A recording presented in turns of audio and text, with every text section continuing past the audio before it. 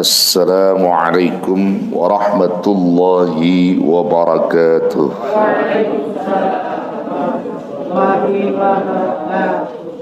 Alhamdulillahi haqqa hamdih, wassalatu wassalamu ala man la nabiyya min ba'di, Sayyidina Muhammad wa ala alihi wa sahbihi. Wa ba'du, fayaqulullahu subhanahu wa ta'ala fi muhkami tanzili wa huwa a'lamu bimuradi. Subhanaka la ilma lana illa ma 'allamtana innaka antal alimul hakim. Nawayna at-ta'alluma wat-ta'lim wat-tadhakkura wat-tadhkir والنفع والانتفاع والإفادة والاستفادة والحث على التمسك بكتاب الله وسنة الرسول والدعاء إلى الهدى والدلالة على الخير ابتغاء وجه الله ومرضاته وقربه وثوابه بسر الفاتحة. أعوذ بالله من الشيطان الرجيم. Bismillahirrahmanirrahim. Alhamdulillahi rabbil alamin. Ar-Rahmanirrahim. Maliki yaumiddin. Iyyaka na'budu wa iyyaka nasta'in. Ihdinas siratal mustaqim. Siratal ladzina an'amta 'alaihim ghairil maghdubi 'alaihim waladdallin. Amin. Rabbighfir lana wa liwalidina amin. Bapak Ibu, saudara-saudara jamaah Majlis Dzikir wa Ta'lim Masjid Al-Mujahidin yang saya hormati dan muliakan, terkhusus segenap jajaran DKM Dewan Kemakmuran Masjid Jami Al-Mujahidin yang saya hormati dan muliakan, dan semua Bapak Ibu para pencinta ilmu yang selalu istiqomah di dalam mencari ilmu-ilmu Allah, yang insya Allah semuanya selalu diberkahi Allah. Amin ya rabbal alamin. Alhamdulillah, di pagi ini kita dapat berkumpul kembali, bermuajahah, duduk bersama di majlis Rasul dengan niat dan tujuan yang sama, yakni untuk mencari, menggali ilmu-ilmu Allah dan sekaligus berharap akan rahmat dan ridha dari Allah. Dan harapannya semoga apa yang kita niatkan pagi ini diijabah oleh Allah Subhanahu wa ta'ala. Bapak Ibu, kita lanjut kembali kajian kitab kita Al-Wafi fi Syarhil Arba'in An-Nawawiyah. Bahasan kita menerangkan tentang jawaban Nabi kepada seorang lelaki yang berpakaian serba putih, rambut serba hitam dan sangat hitam, tidak ada tanda dan bekas perjalanan jauh. Bertanya tentang iman, yang kita lagi bahas adalah iman. Minta khabarkan kepada Nabi tentang iman itu bagaimana. Nabi menerangkan iman itu ada 6 hal. Ya, satu di antaranya sudah kita uraikan, yaitu antu'mina billahi, bahwasanya engkau beriman kepada Allah. Dan sekarang masuk poin yang kedua, yaitu wa bimalaikatihi, antu'mina billahi wa malaikatihi, dan beriman kepada malaikat-malaikat Allah. Ibu bapak, makhluk Allah yang Allah ciptakan itu ada 2 kategori. Yang pertama al-ghaib, yang kedua asy-syahadah. Al-ghaib adalah makhluk yang tidak terlihat dengan kasat mata kita. Adapun asy-syahadah yang terlihat dengan kasat mata, yang berwujud, ya. Nah, 2 kategori ini kira-kira Bapak Ibu adanya di mana? Di makhluk yang mana? Al-ghaib apa asy-syahadah? Ini Bapak Ibu nih adanya di mana? Tergolong makhluk mana? Makhluk gaib apa makhluk syahadah? Makhluk syahadah, makhluk yang bisa ditatap, dilihat, dipandang, ya, dirasakan. Nah, itu manusia, binatang, tumbuh-tumbuhan, itu makhluk Syahadah. Ya, laut, ya, daratan, lautan itu syahadah. Bintang as-syahadah, bulan as-syahadah, bisa dilihat.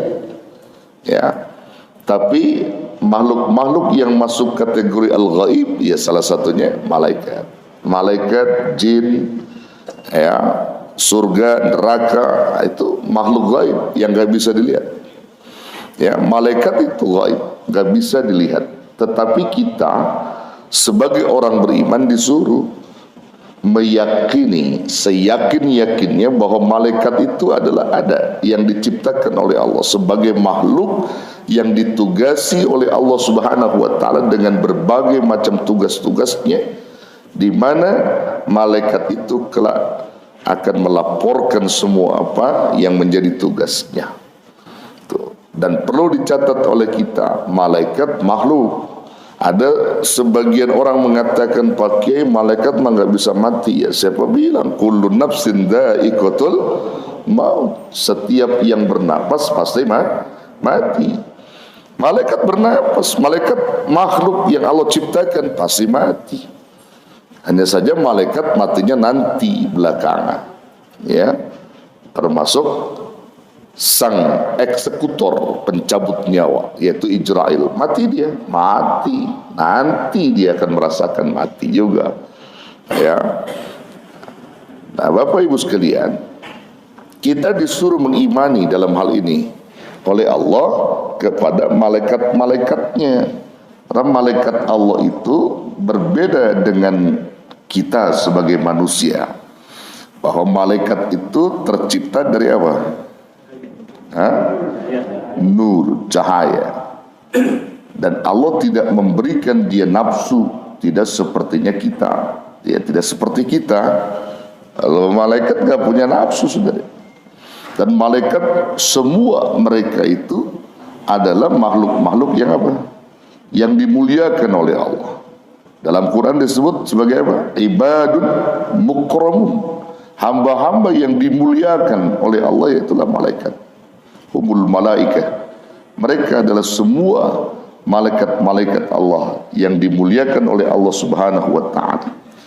Bahkan sifat utama dari malaikat itu yang disebut Allah dalam Al-Qur'an adalah bahwa mereka makhluk Allah, la ya'sunallaha ma amarahum wa yaf'aluna ma yu'marun. Mereka makhluk Allah, la ya'sudallah. Mereka tidak pernah durhaka terhadap apa? Ma'amarahum, apa yang sudah Allah perintahkan pada mereka. Jadi gak pernah durhaka kepada perintah Allah. Jadi kalau Allah perintahkan sesuatu kepadanya, gak ada kata tidak bagi malaikat. Semua mereka berkata, qalu sami'na wa ata'na. Itu malaikat, sama dengan sifat orang beriman. Orang beriman begitu. Cirinya orang beriman ketika mereka diseru oleh Allah Subhanahu wa taala untuk menentukan hukum di antara mereka, liyahkuma bainahum, semua mereka mengatakan sami'na wa ata'na. Kami dengar dan kami patuhi, kami taati perintah Allah. Di dalam konteks apapun yang diperintahkan oleh Allah terhadap orang-orang beriman, tidak ada mereka menolak sedikit pun akan perintah itu, kecuali mereka dengar lalu mereka taati, mereka patuhi. Beda dengan orang-orang yang ingkar kepada Allah, beda dengan orang-orang munafik yang ingkar, benar-benar keingkarannya kepada Allah.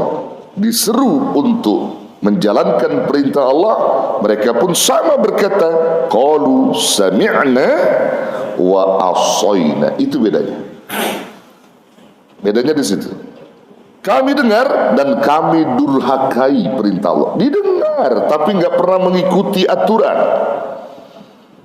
Dia dengar tentang kebaikan tetapi tidak mau melakukan kebaikan. Itulah orang-orang ingkar.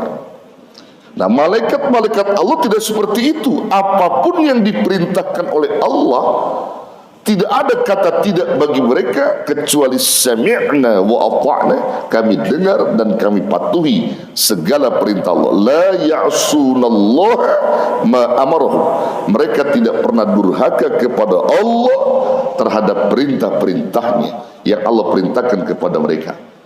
Bahkan mereka itu para malaikat apa? Melakukan wa yaf'alu ma yu'maru, apa yang diperintah dikerjakan, itulah malaikat. Dan bagaimana jumlah malaikat itu? Banyak, Quran telah menyebutkan banyak.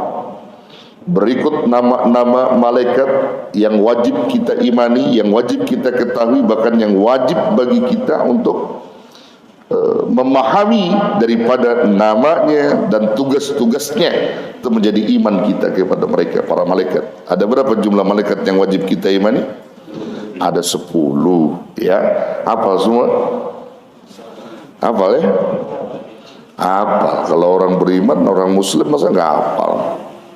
10 nama malaikat. Pertama siapa? Jibril. Kedua Mikail. Ketiga Israfil. Keempat Izrail. Kelima dan keenam Munkar dan Nakir, ya. Ketujuh dan ke-8 Raqib dan Atid, ya. Kemudian 9 Malik, ke-10 Ridwan. Tuh hafal tuh, ya. Hafal ya, malaikat beserta tugas-tugasnya. Jibril tugasnya apa? Ya, menyampaikan wahyu Allah. Kemudian Mikail menurunkan rizki atas perintah Allah, menyampaikan rizki kepada hambanya, hamba Allah maksudnya, kepada makhluk-makhluk yang ada di muka bumi. Bukan hanya kita, binatang semua, jin-jin semua dikasih rizki sama Allah, dikasih rizki. Itu Mikail tugasnya, yang nurunin hujan atas izin Allah, itu Mikail. Tuh, Mikail. Lalu Israfil apa tugasnya? Meniup sangkakala nanti pada hari kiamat, ya. Itu Israfil. Kemudian siapa lagi? Habis Israfil apa? Israel. Ini yang kalau mendengar kata Israel orang udah kayak gimana gitu, ya.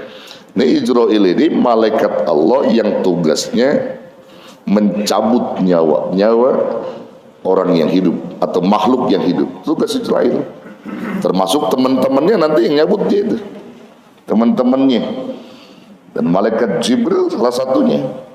Nanti kelak dicabut ruhnya atas perintah Allah oleh malaikat Israel, karena tugas dia mencabut nyawa, ya. Nah sekarang pertanyaannya, kalau Israel sendiri siapa yang cabut, Kiai? Siapa yang cabut? Siapa yang cabut? Ya, Israel itu ketika melapor kepada Allah udah nggak ada ini. Malaikat teman-temannya udah pada mati. Ya Rabb, tinggal aku berdua dengan engkau, dan aku punya hak untuk dimatikan, maka cabutlah nyawaku. Ya sudah, kau cabut sendiri, kata Allah. Jadi Israel bunuh diri, mencabut, tapi izin Allah, semuanya itu diizinkan sama Allah. Itu kelak diberitakan tuh dalam kitab-kitab salaf, ya. Nah, jadi malaikat-malaikat Allah itu sudah banyak. Itu Israel pencabut nyawa. Siapa lagi? Munkar Nakir, ya, tugasnya di mana dia?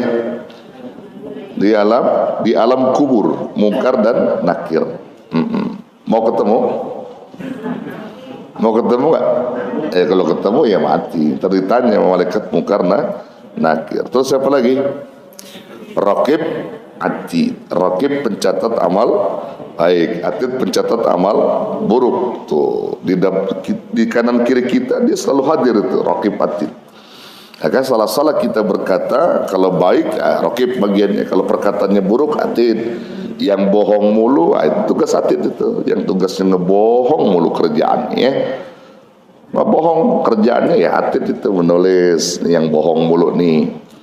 Ya, ibu-ibu kalau suka ngintip dompet suaminya itu Atid bagiannya tuh, ya. Atid. Suka ngambil duit suaminya tanpa diam, tanpa ngomong gitu, ya. Atid tuh. Ada ibu-ibu yang begitu? Ada. Ya di sini mah ada, di rumah mah ada, ya. Ya. Nah itu atid tugasnya catat amal buruk tuh, yang rumpi, yang gibah, apalagi itu, macam-macam tuh. Itu atid. Ya, kalau rokib tuh kerjanya nyatet amal baik nih, kita lagi duduk nih di majelis ilmu tuh rokib kerjanya, sepulang taklim, dengerin ilmu, nuntut ilmu. Tuh setiap hari ikutin kita sudah. Yang pencatat ya amal baik, amal buruk. Nah nanti ada lagi apa? Malik. Malaikat Malik itu tugasnya di mana? Malik. Nah, Malik di neraka. Malik adanya di neraka, dia tugas yang mengontrol semua. Siapa-siapa nih? Di neraka itu Malik kerja, tugasnya. Yang mengatur semua itu. Kalau penghuni neraka menjerit, dia tugasnya gitu. Malik itu saudara, malaikat dalam riwayat itu yang nggak pernah senyum. Nggak pernah senyum, bengis. Memang Allah ciptakan tuh dia bengis ya, karena memang penjaga neraka, mukanya asal. Karena sih nggak ada tampang-tampang Malik, nggak ada ini. Pokoknya bungis tuh Malik, karena diciptakan nama Allah begitu. Tapi ada riwayat yang saya baca dalam salah satu kitab salaf, satu-satunya senyum malaikat Malik itu saat Nabi kita Muhammad sallallahu alaihi wasallam dilahirkan. Itu aja. Senyumnya itu aja, dan itu pun minta izin dari Allah untuk senyum lahirnya Nabi kita Muhammad. Begitu udah lahir Nabi, ya sudah kembali lagi merengut lagi. Nah, itu malaikat Malik. Jadi satu-satunya senyum malaikat Malik itu ketika Nabi kita Muhammad dilahirkan. Gembira artinya. Ya, penjaga neraka itu senang itu Nabi lahir. Itu ada riwayat yang saya baca di dalam kitab salaf.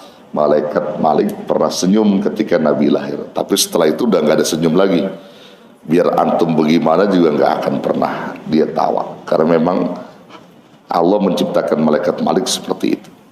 Nah ada lagi Ridwan. Nah malaikat Ridwan inilah murah senyum, ramah. Ya namanya juga penjaga surga, tampan malaikat Ridwan itu. Ya ada Ridwan sini namanya. Mana? Malik ada Malik. Malik ada, Ridwan ada ya. Ya, Ijroil saya tanya, ada nggak Ijroil sini? Ada? Nggak ada ya? Ada Ijroil? Nama orang Ijroil ada? Ya, nggak ada yang berani. 10 malaikat, 9 nama malaikat banyak dipakai sama orang itu. Ada namanya Jibril ada di anggrek tuh. Jibril ada, udah meninggal cuman. Nama orang Jibril meninggal udah diambil tuh nama orang Jibril tuh. Ya Jibril, Mikail ada, Israfil juga ada nama orang. Israfil. Ya, kemudian Rokib Atid ada. Ya, Rokib Atid ada, Malik ada, Ridwan ada. Saya belum pernah dengar nama Ijroil gitu. Ya nama manusia, maksudnya nama manusia belum pernah. Tapi nama yang 9 malaikat itu sering pernah saya dengar. Bahkan di antara jamaah saya, dari sekian banyak jamaah saya, itu hampir 9 nama malaikat itu ada itu. Ya di sini salah satunya apa? Ridwan nama Malik ya. Ada ya, Malik, Ridwan ada. Ya ada di sini 2. Israfil ada, Israfil nggak ada. Nama orang maksudnya di sini Israfil nggak ada. Ya. Kalau ada nama Ijroil, cakep tuh Pak. Nanti Ijroil bisa berteman juga itu. Agus Ijroil, cuman nggak ada yang berani gitu. Nah karena itu saudara yang dirahmati Allah, nih kita harus yakinkan bahwa mereka semua malaikat-malaikat Allah yang Allah ciptakan untuk kita imani. Lalu bagaimana cara kita beriman kepada malaikat itu, dan apa maksud malaikat yang Allah ciptakan itu? Nanti kita bahas dalam syariat ya. Adapun arti malaikat-malaikat yang Allah ciptakan menurut istilah syariat, ya, itu disebutkan di dalam kitab al-malaikatu alimun ghaibiyun makhlukun abiduna lillahi ta'ala wa laysa lahum min khasa'isir rububiyyah wal uluhiyyah khalaqahumullahu ta'ala min nurin wa manahahumul inqiyada at-tama li amrihi wal quwwatu ala tanfiyadhi. Apa maksudnya? Malaikat itu adalah alimul ghaibiyun, makhluk gaib, ya, makhluk gaib yang diciptakan oleh Allah Subhanahu wa taala. Abiduna lillahi taala. Mereka semua beribadah kepada Allah taala. Wa laisa lahum min khasaisir rububiyyah wal uluhiyah. Namun malaikat itu tidak memiliki sifat-sifat ketuhanan, sifat-sifat sebagai Tuhan maupun sebagai zat yang berhak untuk disembah. Jadi malaikat itu sekalipun mereka makhluk gaib, mereka bukan khalik dan enggak wajib disembah. Dia enggak boleh karena enggak punya hak, dia enggak punya hak ketuhanan. Jadi enggak boleh kita menyembah malaikat gitu, enggak boleh. Dan itu jadi musyrik, enggak boleh. Jadi dia makhluk, mereka makhluk. Dia enggak memiliki sifat khusus sebagai Tuhan. Khalaqahumullahu ta'ala min nurin. Mereka semua telah Allah ciptakan dari cahaya. Wa manahahumul inqiyada at-tama li amrih wal quwwatu ala tanfiyadih. Dan memberi kemampuan. Jadi Allah memberikan kemampuan yang sangat istimewa berupa ketundukan yang sempurna terhadap perintah Allah dan kekuatan untuk melaksanakannya. Itulah malaikat. Jadi diberi keistimewaan, jadi ketundukan yang kuat pada malaikat itu.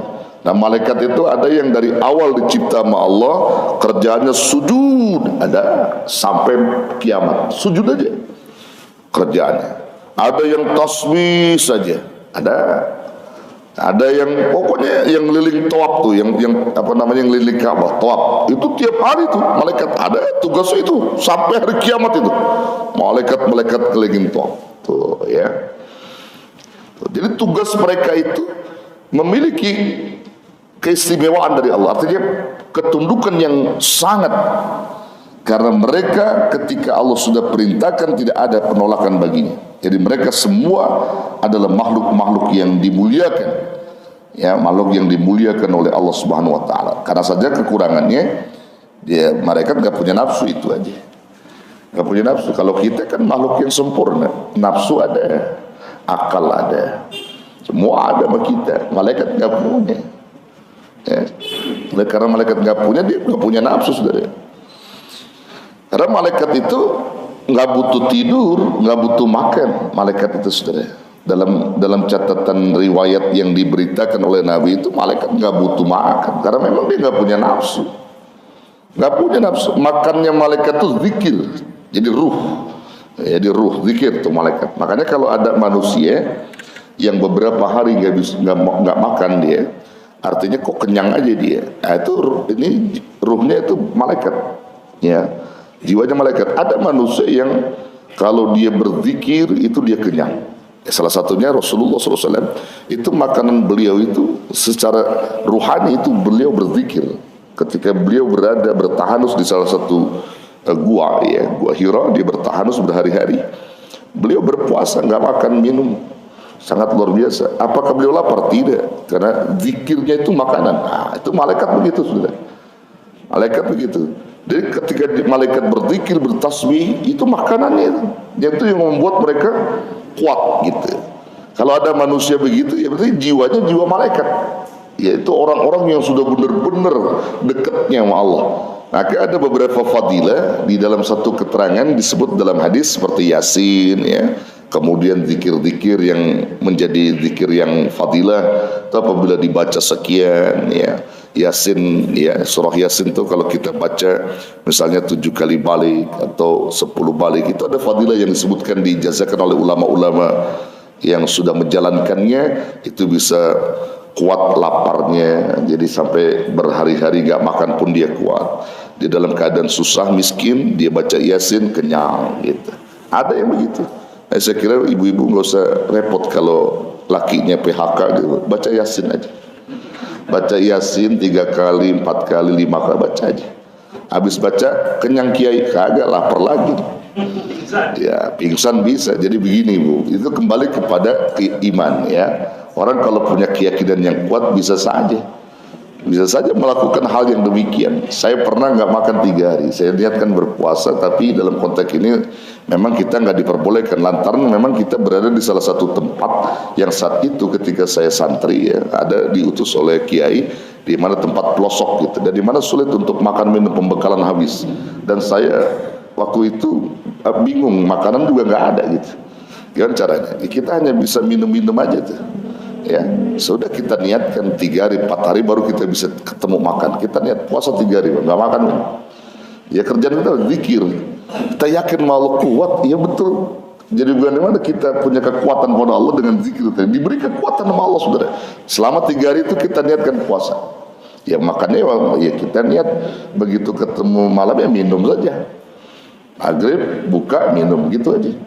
Ada pelosok ketika kita diutus tuh, ada beberapa santri yang diutus tempat yang sangat jauh dari keramaian, masya Allah. Kita berdakwah, saudara, berdakwah luar biasa. 3 hari kita gak makan, 4 hari baru kita keluar cari makan ketemu, gak makan minum. Kita niatkan puasa supaya dapat pahala. Ya bisa ya kekuatan dan gak sakitnya. Jadi tetap aja badan kayak terisi gitu dengan makanan. Ya dengan zikir tadi gitu, kita baca zikir, Quran kita baca, semua kita mohonkan nama Allah. Ternyata malaikat-malaikat yang Allah ciptakan seperti itu.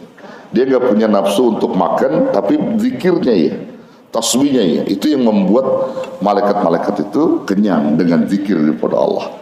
Begitu ya. Nah ibu-ibu juga sama ya, bapak-bapak sama, kalau lagi lapar nggak punya duit gitu ya, banyak zikir aja, baca Quran, insya Allah ya. Iya, insya Allah nanti akan diberikan kekuatan sama Allah, bahkan ada jalan keluar yang Allah kasih gitu. Jadi nggak perlu risau gitu ya, nggak perlu risau. Nah, itulah malaikat Bapak Ibu sekalian ya, yang perlu kita imani. Mereka tunduk sempurna kepada Allah.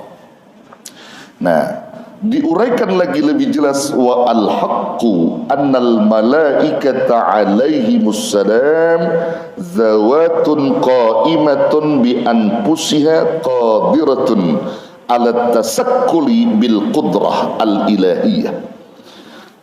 Wa al-haqqu, dan sebenarnya, keterangan sebenarnya, annal malaikata, bahwasanya malaikat-malaikat Allah itu alaihimussalam, mereka diberikan keselamatan, zawatun qaimatun bi anfusiha qadiratun ala tasakkul bil qudrah al ilahiyah, adalah zat-zat yang memiliki jiwa, memiliki jiwa. Zawatun qaimatun bi anfusiha, jadi mereka adalah zat-zat yang memiliki jiwa dan memiliki kemampuan, ya, qadiratun ala tasakkul, untuk mengubah diri, merubah bentuk. Jadi malaikat itu bisa berubah bentuk, ya, biiznillah, dengan izin Allah, bil qudratil ilahiyah, itu dengan kekuasaan Tuhan, dengan izin Allah. Itu malaikat bisa berubah bentuk, saudara, ya, bisa berwujud manusia, itu malaikat. Apa yang diinginkan bisa, binatang bisa. Tapi kalau Allah mencontohkan malaikat berwujud itu umumnya kepada manusia, seperti kakek, ya, berwujud jadi kakek, berwujud dari nenek, bisa. Lalu malaikat itu tak berjenis kelamin. Kita nggak boleh menghukum malaikat itu laki atau perempuan, nggak boleh. Karena malaikat tidak berjenis kelamin, sifat malaikat itu, ya. Makanya nggak ada malaikat itu, ya, apa namanya, ketika kita meneliti dia laki atau perempuan, tidak disebutkan. Malaikat tidak berjenis kelamin, Bapak Ibu sekalian. Tidak. Malaikat itu sudah malaikat saja. Nggak ada laki kali perempuan, dan Jibril, ya, tapi nggak disebutkan itu mereka laki atau perempuan, nggak disebut. Dia malaikat saja. Karena nggak punya nafsu, nggak diberikan nafsu oleh Allah Subhanahu Wa Taala. Tapi bisa berwujud, ya, menjadi manusia dengan izin Allah, misalnya berubah bentuk gitu. Ya, bisa berubah bentuk malaikat itu dengan izinnya Allah. Tanpa izin nggak bisa juga. Nah karena itu ibu sekalian, bapak sekalian yang dirahmati Allah, coba kita lihat. Ya, contoh, saya mau kasih contoh Nabi Yakub, ya. Nabi Yakub itu temannya malaikat. Malaikat siapa? Malaikat Israil. Temannya nggak tanggung-tanggung nih. Jadi Yakub temannya malaikat Israil. Malaikat Israil itu diutus oleh Allah untuk menemani Yakub Puluhan tahun sudah berteman dengan Yakub itu, berwujud manusia gitu. Berwujud manusia, malaikat Ijrail itu. Kalau Yakub tidur ya dia nggak tidur, baru teman ngobrol gitu. Ijrail tuh teman ngobrolnya Nabi Yakub, teman ngobrolnya. Kemana Nabi Yakub berjalan dia ngikut. Nabi Yakub makan dia nggak makan, dia ngeliat aja. Berwujud manusia dia. Lama dia berteman, lama. Akhirnya nih malaikat Ijrail bilang, Yakub, udah saatnya nih anak bisa sama antum, karena Allah maunya begitu. Anak balik lagi ya. Oh begitu. Nah, ini pada saat itu Yakub masih muda, Pak. Nabi Yakub masih muda, gagah. Jadi gimana? Ya perintah Allah, saya kudu balik lagi, jalanin tugas-tugas yang lain. Oh gitu, ya sudah. Namun sebelum kamu balik ya, Ijrail kata Yakub, kalau nanti mau datang lagi nih, ya kepadaku saat aku ingin dicabut nyawaku atas izin Allah, kan melalui engkau. Iya. Itu omongin dulu ya, utusan dulu dikirim. Jadi kirim utusan dulu kepadaku, biar aku nggak kaget. Jangan tiba-tiba dicabut gitu ya.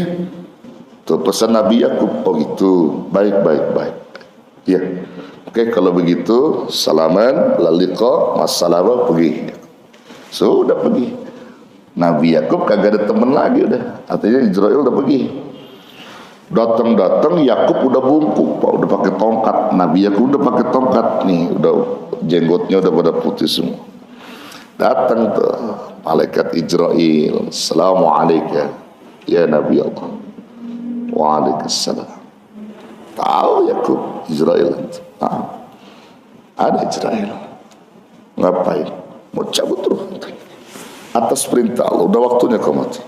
Baru Nabi Yakub bilang, Ijrail, antum kan teman ana, masa lupa sih janji? Ana dulu beberapa puluh tahun yang lalu kan pernah ngomong, ketika antum mau pergi, kalau mau cabut nyawa ana, antum mau datang lagi, kasih utusan dulu, jangan mencabut begitu aja. Ya ada sih pasrah-pasrah aja, cuman ente gimana? Loh, anda udah ngutus dari Allah udah lama sama antum. Apa itu? Putihnya rambutmu setelah hitamnya. Itu utusan mati. Utusan kematian yang Allah kirim itu uban di kepalamu, itu utusan Allah, utusan kematian. Jadi siapa yang udah ubanan, itu utusan kematian itu. Ada yang ubanan? Udah diutus tuh, Pak. Itu utusan malaikat tuh uban tuh. Putihnya rambutmu setelah hitamnya, itu adalah utusan yang Allah berikan kepada kamu. Dipegang sama Yakub. Oh iya, udah apa? Udah pada putih. Masya Allah. Lalu apa lagi? Ya, apa ini? Keriputnya kulitmu setelah kencangnya. Keriputnya kulitmu setelah kencangnya, itu utusan tuh. Malaikat maut tuh utusannya. Keriput, coba lihat tangannya, lihat. Jangan lihat tangan orang, tangan ente aja lihat. Udah keriput belum? Udah, itu utusan, udah utusan malaikat itu dah. Tuh ya. Keriput belum sih? Udah keriput utusan. Tuh, udah pada keriput ya. Udah diutus tuh. Udah pada sadar mestinya tuh. Bentar lagi malaikat datang tuh. Ya, malaikat maut. Apalagi? Lemahnya tubuhmu setelah kuatnya. Dulu kamu kuat, ngangkat beras ratusan kilo, berkilo-kilo kamu kuat. Sekarang kamu ngangkat bini aja gak kuat. Udah lemah tubuhmu. Tubuhmu lemah karena tidak ada kekuatan lagi. Itu udah utusan juga. Rabunnya matamu tuh setelah terangnya itu. Jadi matamu sekarang seperti saya udah pakai kacamata. Udah utusan ini. Kacamata ini utusan, udah gak bisa ngelihat lagi nih. Utusan. Apalagi? Tuh, gugurnya gigimu setelah banyaknya itu. Sekarang pada rontok, banyak pakai gigi palsu kan? Banyak tuh. Gigi palsu sudah. Itu artinya udah teguran itu, jangan kira teguran malaikat Ijrail yang kudu kita sadari dari Allah. Gigi kita udah mulai rontok nih, rontok gigi kita. Kita kudu sadar ya. Tuh, maka itu baru tuh Nabi Yakub, oh iya. Oke, kalau gitu aku pasrah. Aku berpasrah diri kepada Allah. Dia minta bersih diri, bersuci, baru malaikat maut datang lagi mencabut roh Nabi Yakub. Masya Allah, begitu saudara. Jadi malaikat itu bisa berwujud manusia, bisa berwujud kakek, bisa berwujud nenek, bisa, tergantung maunya atas izin Allah itu. Ya tergantung itu. Nah, saudara yang dirahmati Allah, ada beberapa cara beriman kepada malaikat. Ya. Dan ini diperintahkan oleh Allah Subhanahu wa taala. Di dalam keterangan riwayat hadis, ya, dengan berbagai hadis-hadis sahih disebutkan, ya, bahwa malaikat-malaikat Allah Subhanahu wa taala yang mesti kita imani dan wajib bagi kita beriman kepada malaikat itu adalah meniru sifat-sifatnya. Apa itu sifat malaikat? Sifat taatnya kepada Allah dalam beribadah. Itu kita wajib tiru. Dan itu keimanan kita harus seperti mereka, lakukan seperti mereka. Ya. Sebagaimana Allah berfirman dalam surah Al-A'raf ayat 206 itu, innal ladzina 'inda rabbika la yastakbiruna an ibadatihi wa yusabbihunahu wa lahu yasjudun. Sesungguhnya mereka, malaikat-malaikat Allah di sisi Rabbnya, di sisi Tuhanmu itu, yaitu Allah Subhanahu wa ta'ala, la yastakbiruna an ibadatihi. Mereka adalah makhluk-makhluk manusia, hamba-hamba yang tidak sombong, ya, dari beribadah kepada Allah. Wa yusabbihuna, lalu mereka semua bertasbih mensucikan Allah. Walahu, dan baginya yasjudun, mereka semua sujud. Ya, ini yang perlu kita tiru dan kita imani. Jadi mereka makhluk Allah, malaikat-malaikat Allah yang gak pernah sombong, la yastakbirun an ibadati. Kita boleh tiru itu. Malaikat gak pernah sombong dalam ibadah. Ribuan tahun beliau ibadah, mereka ibadah gak pernah sombong. Bahkan ibadahnya cakepnya luar biasa, sujudnya, rukunya gak pernah sombong. Kita sebagai makhluk, sebagai manusia, umat Rasulullah, boleh tuh kita tiru malaikat yang ibadah ratusan tahun, ribuan tahun, gak pernah menyombongkan diri bahwa ibadahnya itu bagus, tidak. Kita contoh ibadah kita puluhan tahun misalnya di bumi ini, bahkan bangun malamnya sujudnya, jangan kita jadikan sandaran kesombongan. Jangan kita sombong dengan ibadah yang kita lakukan, karena sombong itu bagian daripada kemusyrikan yang diharamkan Allah kepada kita. Juga malaikat mengharamkan itu. Malaikat gak mau sombong-sombong dalam ibadah. Kalau mereka beramal, beribadah kepada Allah, mereka cari amal itu sebanyak-banyaknya, sebaik-baiknya mereka lakukan. Namun mereka tidak pernah sombong dengan amal itu, dan tidak pernah memusyrikkan dalam persoalan ibadah kepada Allah. Orang beriman adalah orang yang meniti karir hidupnya dengan amal saleh. Dia perbanyak dan perbaiki amal saleh karena dia yakin kelak akan berjumpa dengan Rabbnya, membawa amal saleh tadi, perjumpaan yang penuh dengan keridhaan. Lalu mereka tidak pernah sombong dalam beribadah kepada Allah. Itu kunci, Pak. Faman kana yarju liqa'a rabbih falyamal amalan salihan wa la yusyrik biibadati rabbih ahada. Itu pesannya. Siapa orang yang ingin berjumpa oleh Allah, perjumpaan yang penuh dengan keridhaan, maka sikapi diri mereka dengan amal saleh. Setelah itu apa? Wala yusyrik biibadati rabbih ahada. Jangan musyrik dalam beribadah kepada Allah. Tuh. Jadi boleh kita tiru yang begitu. Kalau ibadah malaikat tuh nggak pernah musyrik, sujud kepada Allah, nggak sombong gitu. Kita baru tahajud 2 minggu aja udah sombong banget, seolah-olah surga udah punya kita. Nggak boleh gitu, ya. Dan tahajud baru 2 minggu, 3 minggu, sebulan, sombongnya bukan main. Ngagul, kalau orang Buta bilang ngagul itu, ngomong kemana-mana, gue mau dah tahajud mainan gue itu. Oh, mainan gue, udah sombong banget itu orang yang begitu, ya. Apa yang mau disombongin? Termasuk haji sombong, nggak boleh ibadah sombong. Lu mau pergi haji 3 kali 7 kali jangan lu sombongin, jangan nyakitin orang yang belum pergi, jangan. Tawadhu. Kalau bisa ada orang yang belum haji, ente jangan pakai ngomong-ngomong saja, jangan, tawadhu aja udah. Ya, tawadhu. Jadi orang kadang-kadang terpukul dengan omongan-omongan orang yang sombong tadi itu ya. Jangan. Jadi ibadah apapun lah pokoknya, ibadah jangan disombongin, jangan disombongin. Maka kalau kita nyombongin ibadah itu tanda di mana kita ditolak oleh Allah dalam ibadah itu. Malaikat gak pernah sombong, kita tiru ketidaksombongan malaikat dalam persoalan ibadah kepada Allah. Kalau dia sujud rapi, ya, tawadhu kepada Allah Subhanahu wa taala. Sama ibu-ibu, bapak-bapak, sama kalau dikasih nikmat sama Allah jangan sombong. Itu pemberian dari Allah dipakai untuk ibadah gitu. Ya, Bu. Suami ibu dapat rezeki dari Allah, pengen berbagi dengan ibu karena kewajibannya, dikasihlah ibu rezekinya. Suami menang proyek, dikasih ibu 200 juta. Enak nggak? Enak. Dibeliin emas 50 kilo. Jangan dipakai semua lah, nggak kuat tubuh ibu ya.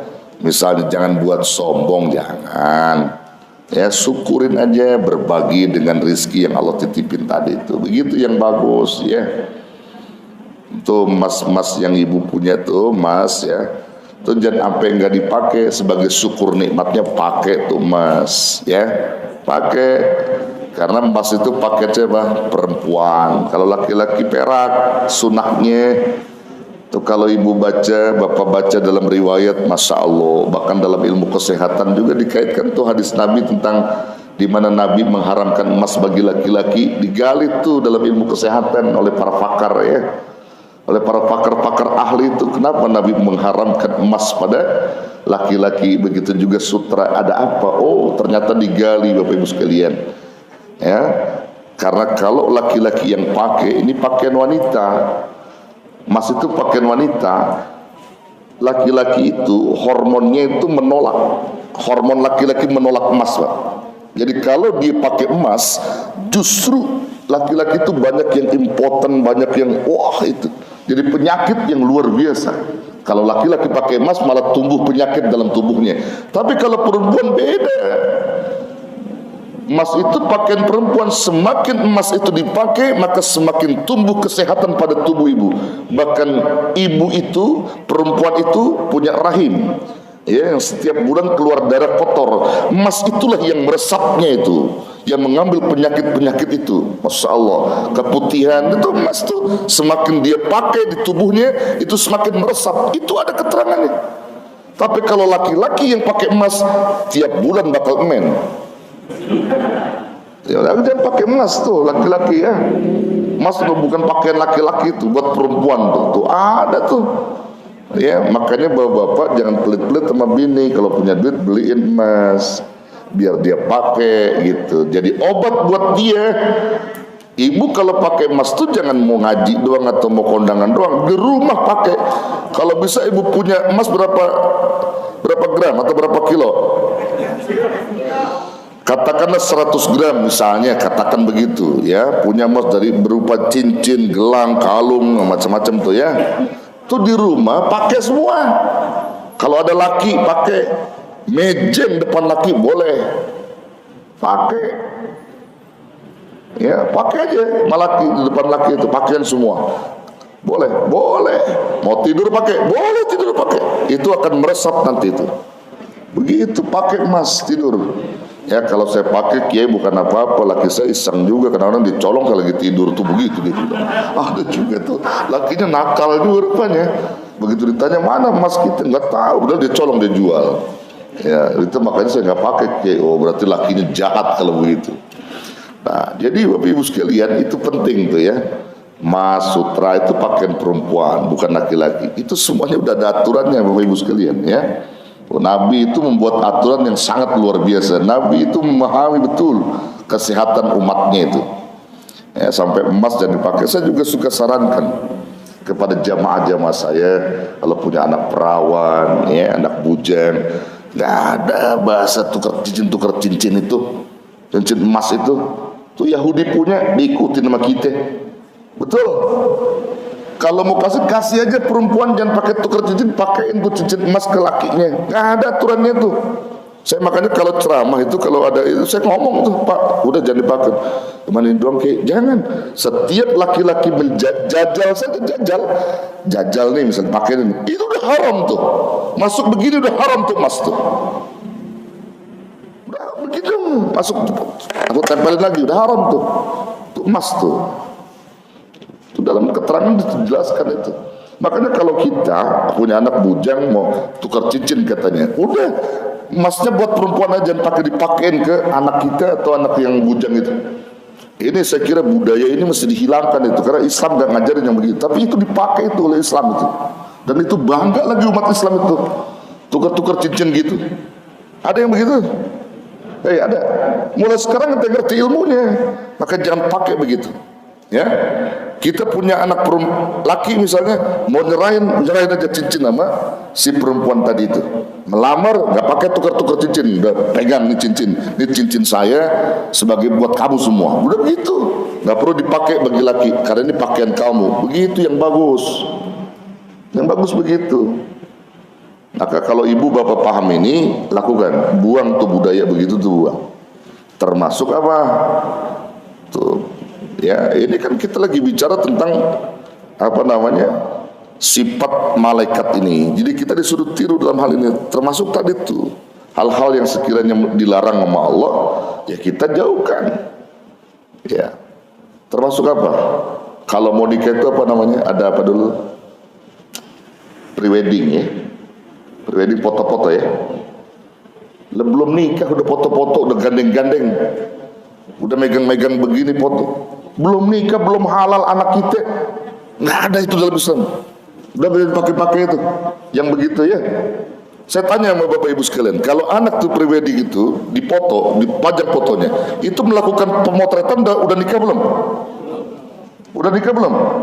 Belum kan? Dipegang nggak usah begitu dalam Islam. Ya, Islam tuh melarang itu.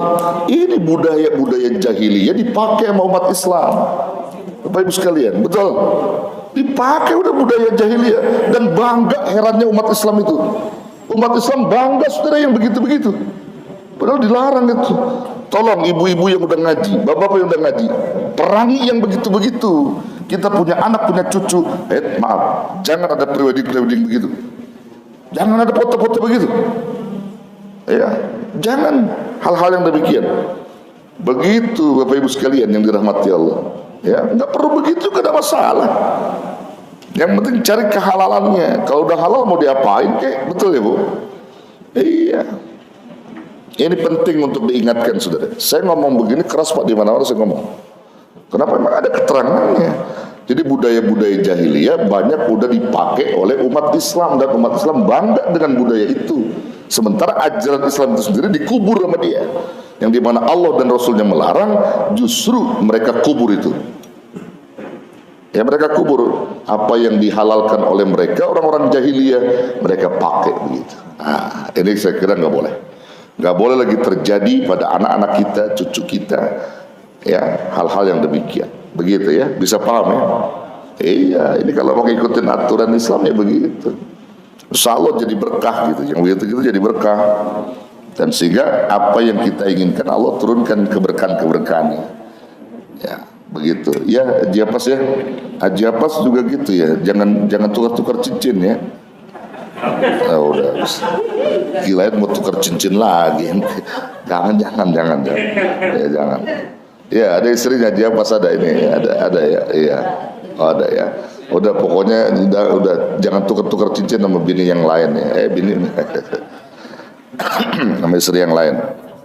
Ya baik saudara, saya kira ini ya, ada beberapa dikit lagi ya. Jadi kita kudu tiru cara beriman kita pada malaikat yang diajarkan Allah dan Rasulnya. Kita menurut sifat seperti tadi itu, jangan sombong dalam beribadah dan terus istiqomah dalam taat. Nah, selalu melakukan perbuatan baik dan menghindari dosa tadi udah. Ya, itu juga termasuk sifat malaikat yang mesti kita tiru. Dan kita imaninya seperti itu. Jadi mempercayai adanya kehidupan setelah kematian ini juga termasuk keyakinan beriman kepada malaikat. Mempercayai rizki dari Allah Subhanahu wa taala itu juga termasuk keyakinan kita kepada malaikat, bahwa rizki diberikan Allah melalui perantara malaikat-malaikat yang tugasnya menyampaikan rizki. Kita harus yakin itu, hakikatnya Allah yang menyampaikan rizki. Jadi jangan sampai kita melencengkan dari apa yang sudah disyariatkan oleh Allah.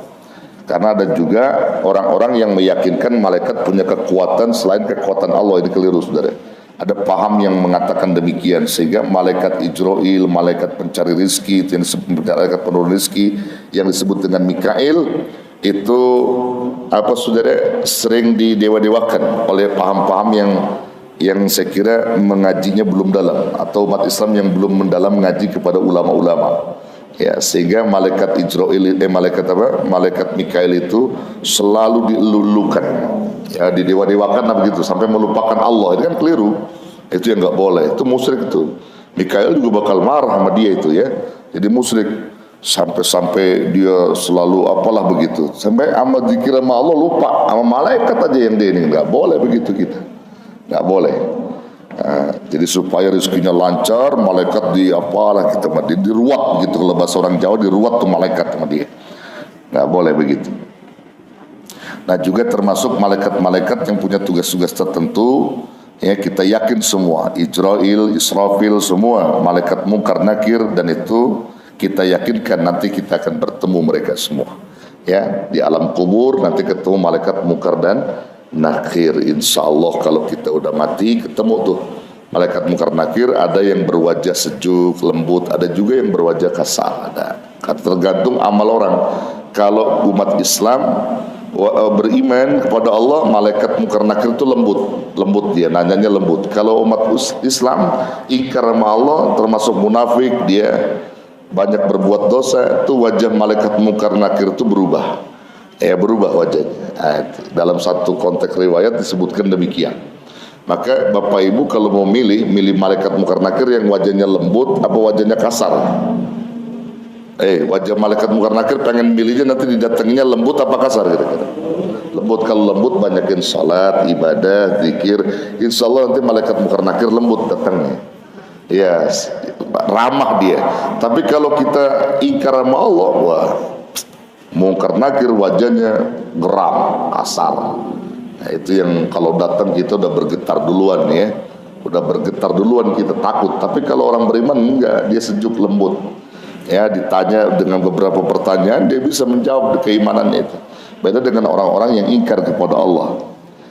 Baik Bapak Ibu sekalian, itulah iman kepada malaikat, dan kita harus yakinkan bahwa malaikat semua adalah makhluk-makhluk Allah yang mesti kita imani. Kita beriman kepada malaikat, hakikatnya kita beriman kepada Allah Subhanahu wa ta'ala. Wallahu a'lam bissawab. Baik Bapak Ibu sekalian, kita sama-sama berdoa kepada Allah. Wa'fu'ana ya Karim, wa'fu'ana ya Rahman, wa'fu'ana ya Rahim.